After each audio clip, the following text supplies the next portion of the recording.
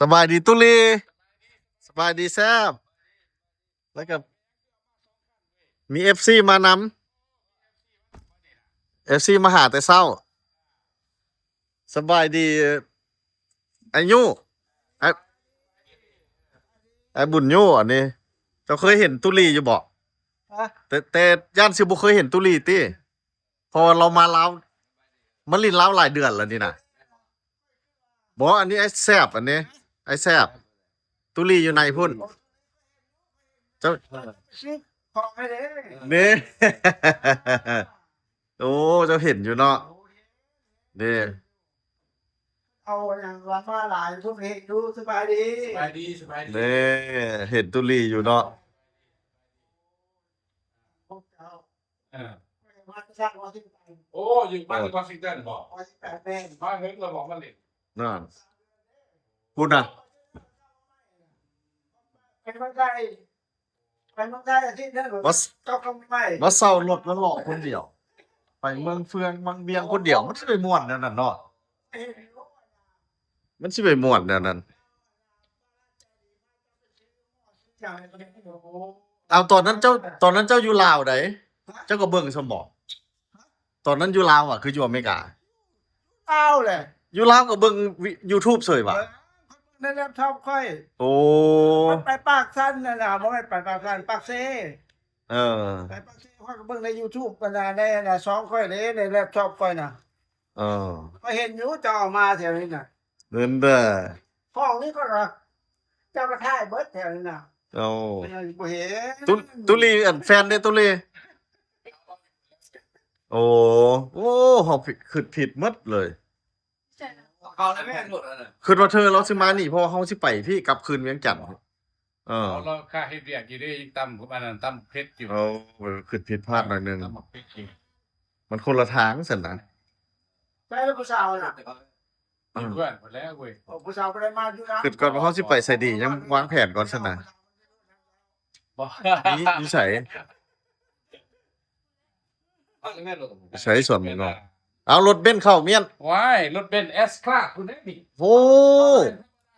AMG บ่ AMG โอ้ AMG โอ้ยคอยนอนอยู่คอยกับฟันเห็นรถจักรข่อย มึงเด้อเออสมบัติหนักเด้ บ่เว้าแต่ตุลีนั้นมันแซ่บนี่คือกันนี่น่ะเอาแต่แซ่บเป็นคนบ่เว้าซื่อๆสมบัติพุ่นนั่นนี่น้องน้ำฝนนี่นี่เห็นบ่แม่นแล้วมัน นอนก็ฝันเห็น โอ้ FC มาหา คนใจ นี่สองไอ้น้องเพิ่นมาอยู่นํกัน ซอยน้องหมดเลยนะ นี่บู คนละนามสกุล สองไอ้น้องคนละนามสกุล พี่น้องสองนางทุกคน โอ้โอ้โอ้ตุลีบ่ใส่ขาสั้นมื้อนี้ใส่ขายาว โอ้จะ นอนบ่ล่ะ ใส่ขาสั้นแม่บางเทื่อพาไปลิ้นน้ำลิ้นจังเออ ไปเล่นน้ำบ้างมื้อนี่ บ่ใส่ไว้แบบ โอ้สิเอาบอสจะไปน้ำก็ได้ เออ เพราะยุ่งกัน กลางคืนยุงกัด ค่อยกันยุ่งตัวนึงอยู่ในรถค่อย เฮ็ดได้เจ้าว่าไปมังเวียงไปเมืองเฟืองคนเดียว เอ้า มี บ่มีหมู่เด้อล่ะสิให้ไปไหน ป้าเฮ็ดได้มันสิม่วนเป็นแนวนั้นโอ้จะแบบสิค่อยสิได้แนะนำให้เจ้าฮู้ไอ้แดงนั่นนี่นะ ไปได้ ไอ้แดงหันก็มาแต่ต่างประเทศ มาลิ้นอยู่ลาวนี่ แม่นบ่ ไอ้แดงหันแล้วก็มักไปเลาะเที่ยว ใจก็จะไปขี่รถอ้อมเบิดประเทศลาวน่ะ โอ้ แต่ว่าค่อยยันเดียว เออ ยันตำรวจจอดค่อยข้างทางล่ะมันเขาสิถามเอาเงินค่อย โอ้อ้าวสบายดีตุเลย ไปดี อืม ไปเป็นติว่าไปเบิ่งกันนะห้าน75,000 อืมบะทุกอย่าง75บาท ย่าง เจ้าเฮาสิพากันไปเล่นใส่เกาะน้ำช่วงเนาะ น้ำท่วม น้ำช่วงแล้วต้องเลยมีขาสั้นเอาตีนไปแช่น้ำไปแบบฉุกเฉินกันเลยนะมาแม่ซื้อเครื่องส่งขาสั้นเนาะ ลงน้ำรับเขา อืม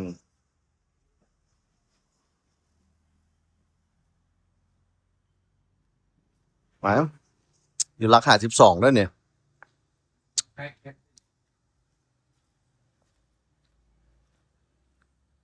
เอ้พี่ประตูตุลีเข้านี่ติวอันเดียวกันหวะ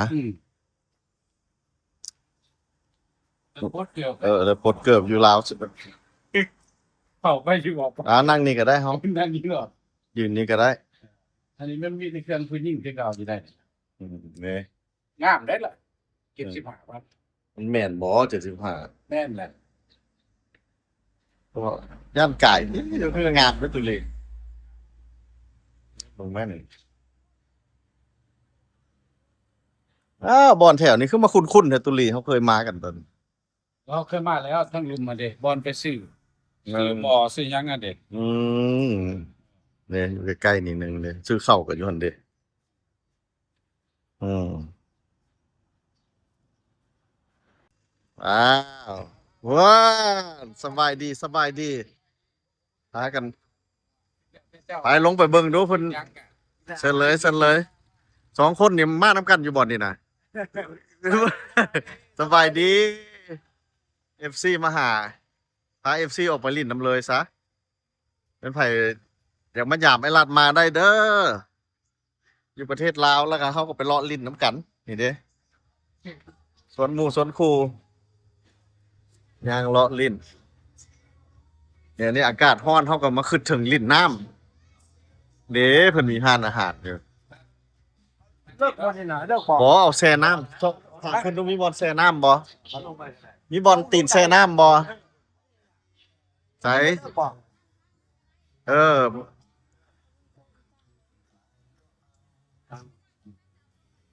เจ้าโตไปให้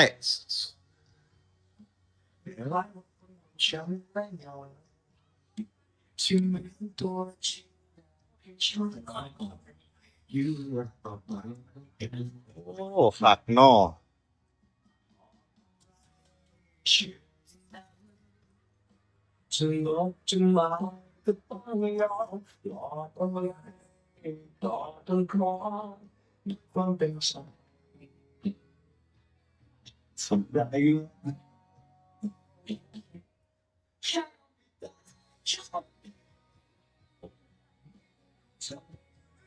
มาแม่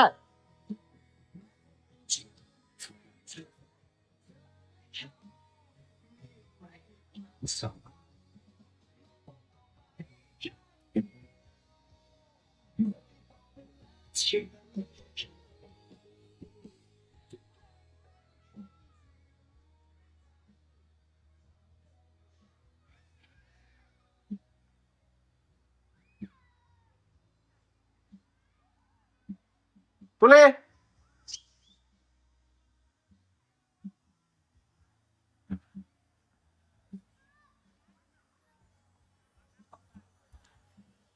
ตุลีเฮ้ย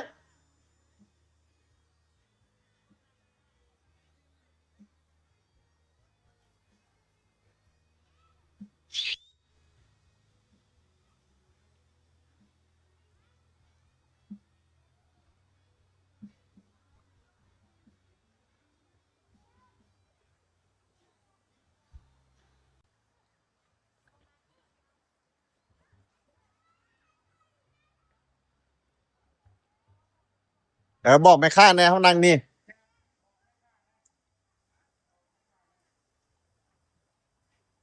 เซิร์นนี่เลยตุลีโอ้เห็นบอลลิ้นน้ำไหนอันน่ะลิ้นน้ำพะน่ะใครยังใส่เปียกก็ได้เด้อรถอ้ายเป็นเบาะหนังบ่มีปัญหาเขาก็ใส่เปียกขึ้นรถเมื่อเลยบ่มีปัญหาเด้อเดี๋ยวจากลิ้นจังซี่ก็ได้ โอเค ไปลงลิ้นน้ำนี่ ยอดเสาปีจะลงน่ะ ลิ้นได้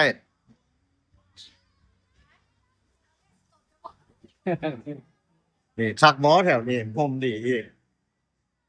เอาทวิตทมอสั่งของกินก่อนทวิตทมอสั่งของกินสวมสิได้ เล่าแล้ว เออ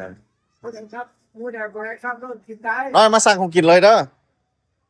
มาสั่งของกินเลยในน้องฝนกะน้อง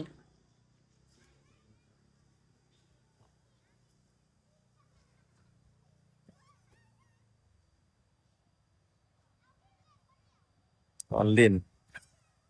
เราอยู่นี่แม่นน้ำสวงเด้อนี่นะน้ำสวงบายดีน้องสายโอ้เป็นจังไหนมาจังไหนคือว่ามีความสุขแท้ สุดยอดคักหลายคักหลายหาก็มาเดี๋ยวหาก็ได้บอลนั่งโอ้คักหลายคักหลายโอ้คักเนอสถานที่นี่สบายดีคักเนออยู่นี่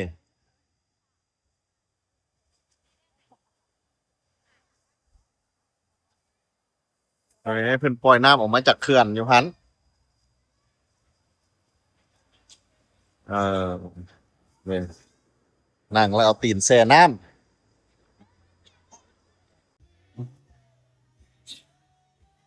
โอ้คักเด้อแนะนำไปจากมันบ่ไกลจากนครหลวงเวียงจันทน์เนี่ยไกลนี่พอถึงน้ำเอาตีนแช่น้ำ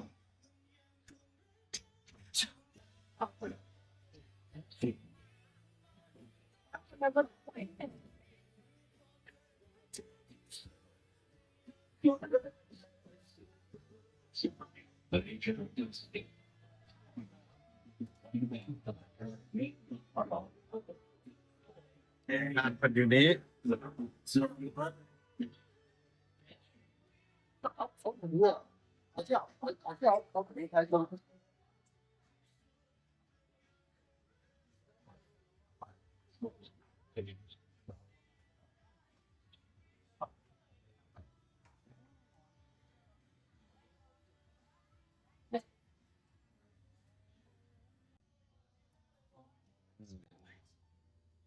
ที่นี่ก็คักอยู่นี่พาลูกพาหลานมาดิน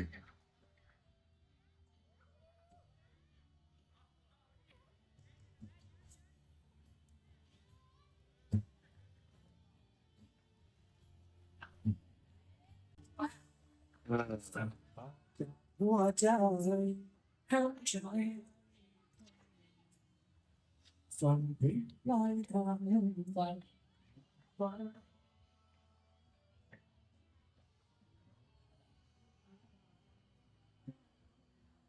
ใจฉันไม่รู้จริง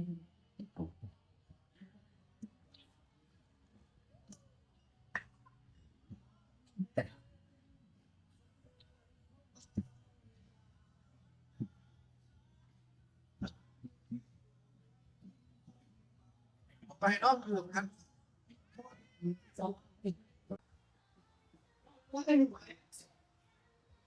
โอ้เอากลับมาเป็นเด็กน้อยคือเก่าเจ้าเฮาย้อนยุคเป็นเด็กน้อยกลับมาเป็นเด็กน้อยคือเก่านี่เห็นบ่เนี่ยเนี่ยฮะนี่แซ่บกลายเป็นเด็กน้อยคือเก่าแล้วไอ้บุญยู่ก็เป็นเด็กน้อยคือเก่ามาเฮาย้อนยุคเออน้องพิงเด้ย้อนยุคแล้วบ่สบายดี อันนี้แฟนตุลีเด้อนี่ทุเออ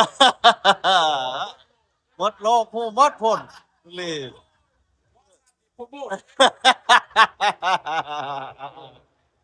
เออนี่นะน้ำพุ่นปล่อยออกมาจากเขื่อนบักคักๆเลยเออน้ำกับประมาณเพียงหัวเข่าแต่ว่าไหลแห้งเด้อนี่สบายดีสาวๆคุณดิสาวๆเออก่อนแต่บุญยูมึงลงมาแม่เจ้า ลงมาลิ่นน้ำพี่นะเอาเกือบออกเจ้าเอากระเป๋าปลาไปพูดระเบิงซอยกันกุญจอกกุญแจรถทันระวังถึงน้ำเจ้าเอาปลาไปหันระเบิงเอาเบิงซอยกันเอาเอายองไว้นี่กันนี่ก็ได้ใกล้ๆนี่เอาเกือบเจ้าออกน้ำ เครื่องเป้าอะไรเครื่อง เกือบปลาบ่ได้เอาเหยียบโอเคลิ้นเลยบัดนี้น่ะหมวกเจ้าทำเป็นไปได้เอาออกก็ได้หมวกขนาดฮ้อนเอา เวทตากระวอออกเว้ย กลายเป็นเด็กน้อยคือเก่านี่เนี่ยเห็นบอลเนี่ยนี่ มาได้ ค่อยเป็นนักใครทำเนี่ยนี่อ๋อสบายดีเย็นดีบ่น้ เย็นมากว้าวผมไปพ่อแม่พี่น้อง สุดยอดเลยตุลีเนาะมีความสุขอยู่ประเทศลาว เงี้ยเลยนะ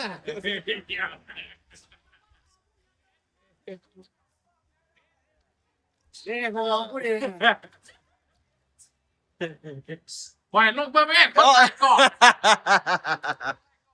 ถ้ากินข้าวอยู่หิวข้าว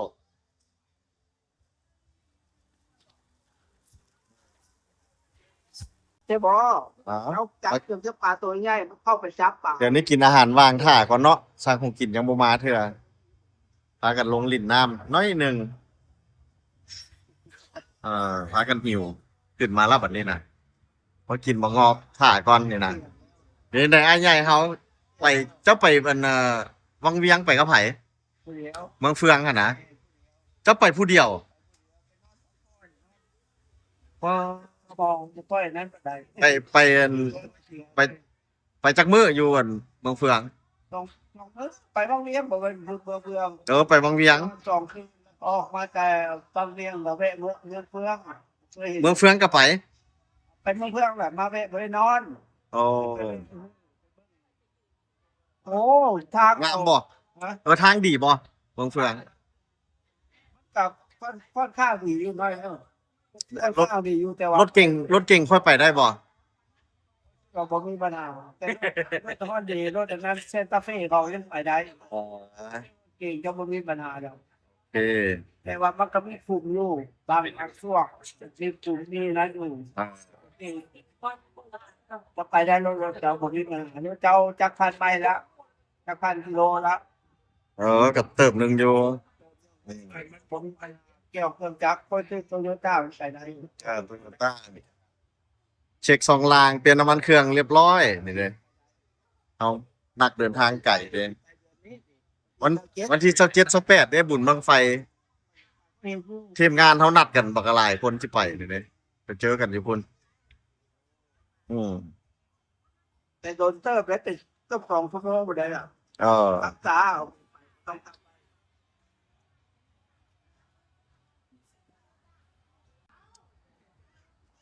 ตุลี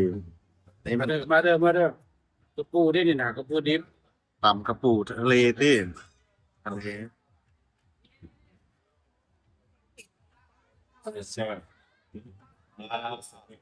ไม่ทุกคนให้มันเนี่ย แซ่บบ่ ครับ ตัวนี้มันขาไก่นี่นะทางแจวครับนี่หมดไปแล้วแกงหน่อไม้แซ่บบ่ แซ่บหลาย ว้าวกินข้าวธรรมชาติตอนแคมน้ำเคยมาอยู่อ่ะเคยมาอยู่บ่ เลยค่ะ กูว่าโจก็ดื้อโจก็อยู่นะ เข้าไป อยู่อ่ะ อันนั้นเฟซบุ๊ก สบายดีแต่อันอื่นเป็นผู้อื่นพามาหอยว่าทำนองไปแนวนั้นเนาะ ครั้งแรกที่มาเนาะ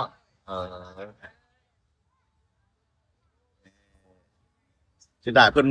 เข้าเพิ่นหมดนะครับเลยได้กินแต่ตอน เบิดหลายสิ่งหลายอย่าง หลายสิ่งหลายอย่างหมด หมูก็เบิดผู้ทุกขามหมูเบิด โอ้บ่เป็นหยังกินแฮมเบอร์เกอร์บ่ตุลีไอ้เห็น ไม่ได้กินข้าวลายได้กิน ที่ก่ายมาเห็นเซตแฮมเบอร์เกอร์อยู่ แต่คนใกล้ คนนั้น ไป ใกล้บ้านเจ้าขนาดแต่สาวๆคือสิบ่มากแต่เมืองเลยเนาะโอ้คันแป้งละลีกโลดคันลีกได้ละดีแป้งนะไขมันไขมันโอ้มิสเตอร์แซ่บ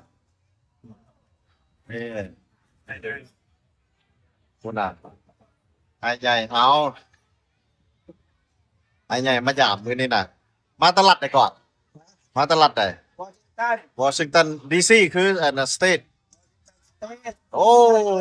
ร้านเป็นเต้นหรอวะ อยู่แปลอันตุพ่อต้นนี่แปลตุพ่อวะ แม่หูเราไอ้บอล โอ้ฮู้เป็นการส่วนตัวอีกว่า ไปหูไปพบกันตั้งแต่ไปในไม้หมดละ โอ้ หูเราไอ้บอล อ๋อ ก็ยังไปก็ยังมาหาเราแต่ว่าเราเมื่อก่อนแล้วก็กับบริโภคเราเมียเราอยู่ เอาน้องมานิจัด ปีหน้าไปแล้วมาพูดกันไหมพวกเราทำมาไหม เจ้านายพ่อกับกลับมานี่เจ้านายเพิ่นก็ชื่อปิยอนกลับมา 这个太阳光， ตุลี 把那 จะแปลงเอาเพื่อนจะบอกคือกินนี่คนหมดรักเด็ดเราพูดเราไปยุ่งนะเอา ไม่ได้นะ เออ แต่เพื่อน กับเราอ่ะชื่อสีคือเรา แต่พ่อซื้อสิ่งเหรอซื้อลาวแล้วอ๋อ ตา ว่า ตาที่ต้องใช้แล้วสิ่งเราได้แล้ว บ่มีบ่มีไอ้วาบ่ ก็ สิ่งสาวาเด้อ ตา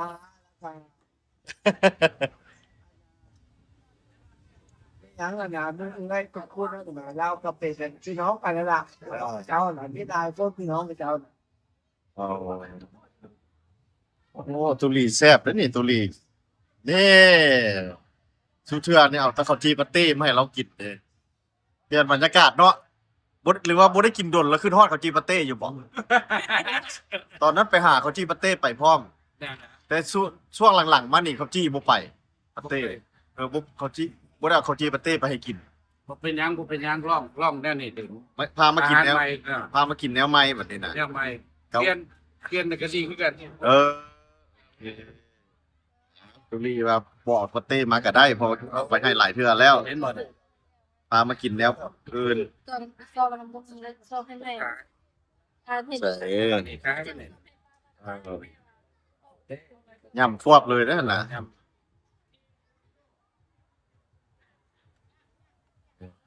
ตุลีกับพอกับมักอยู่เนาะอาหารจังซี่ แซ่บ ข้าวจีปาร์ตี้โดนๆเทื่อนึงก็พอได้อยู่เนาะแต่เอาประจำก็บ่ไหวคือกัน ไว้ทำเตียนได้จังหน่อย เนี่ยตุลีกินเนี่ยนะแซ่บเลยแซ่บเลยเอาตุลี แม่เจ้าบ่กินบ่ มันตอนเกรงใจหั่นนะเอาตอนเกรงใจกินได้อ้ายเบิ่งหลายดีใจเลยเนี่ยพุ่นน่ะแต่เราก็กินได้อีหลีเด้อตุลี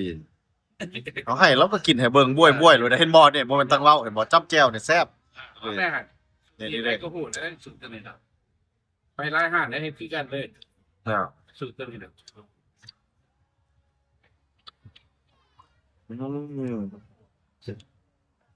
แยก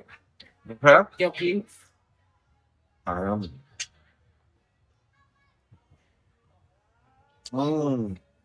ใช่ไปบัดนี้สมมาพาควรละ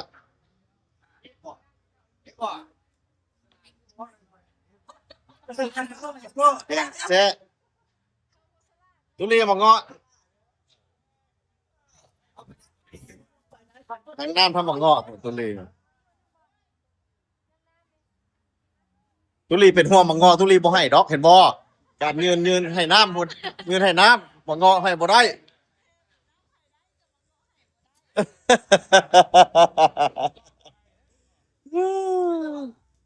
เออ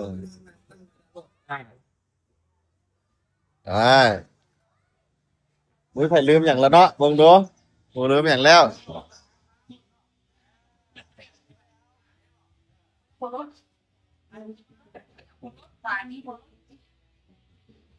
ได้